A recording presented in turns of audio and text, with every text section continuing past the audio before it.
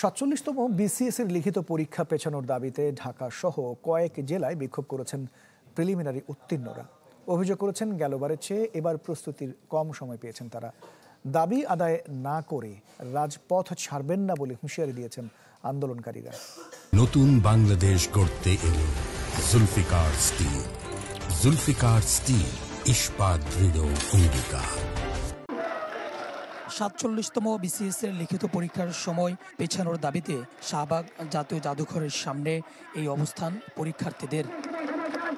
এ সময় মিছিল নিয়ে শাহবাগ মোড়ে যেতে চাইলে তাদের আটকে দেয় পুলিশ। পরে জাতীয় জাদুঘরের সামনেই অবস্থান নেন শিক্ষার্থীরা। এতে এক পাশের রাস্তায় যান চলাচল বন্ধ হয়ে যায়, বিপাকে পড়েন সাধারণ মানুষ।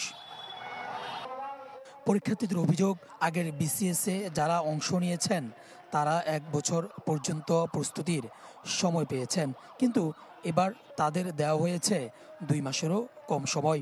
৪২ থেকে ৪৫ দিন একজন নতুন ক্যান্ডিডেটের জন্য কোনোভাবেই সম্ভব নয়। সেখানে যারা পুরাতন ক্যান্ডিডেট আছে তারা অবশ্যই এখানে বেনিফিশিয়ারি হবে। যে আমাদের সাথে যে অন্যায়টা হচ্ছে এটা আসলেও খুব সিভিয়ার, খুব চরম অন্যায় হচ্ছে। আমরা স্যারের কাছে বারবার গিয়েছি যে স্যার যাতে আমাদের দাবিটা মেনে নেয়। আজকের ভিতরে আমাদেরকে পিএসসি তাদের এই প্রজ্ঞাপন জারি করে বলতে হবে যে পরীক্ষা তারা পিছিয়েছে, এছাড়া আমরা মাঠ থেকে যাব না এবং আমরা অনির্দিষ্টকালের জন্য শাহবাগ একদম ঘেরাও কর্মসূচি আমরা পালন করব।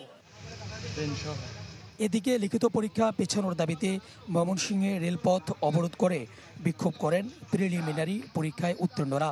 এ সময় দেওয়ানগঞ্জগামী তিস্তা এক্সপ্রেস ট্রেনের গতিরোধ করেন আন্দোলনকারীরা। পরীক্ষার সময়সূচিকে অবাস্তব ও বৈষম্যমূলক দাবি করেন তারা। একই দাবিতে রাজশাহী বিশ্ববিদ্যালয়ের শিক্ষার্থীরা রেলপথ অবরোধ করেন। এতে ভোগান্তিতে পড়েন ট্রেনের যাত্রীরা। একটা নতুন রুটিন প্রকাশ করুক, যেন যৌক্তিক সময় দেবে যাতে আমরা প্রিপারেশনটা ফুলফিলে নিতে পারি। এটা যদি না মানা হয় আমরা এই রেলপথ অবরোধ করে রাখবো এবং সেটা সারা বাংলাদেশের ছাত্র সমাজের সঙ্গে আমরা একাত্মতা ঘোষণা করে আমাদের কর্মসূচি অব্যাহত রাখবো। এর আগে শনিবার রাতেও একই দাবিতে কয়েক জায়গায় রেলপথ অবরোধ করেন শিক্ষার্থীরা। সুলতান মাহমুদ আরিফ, চ্যানেল 24, ঢাকা।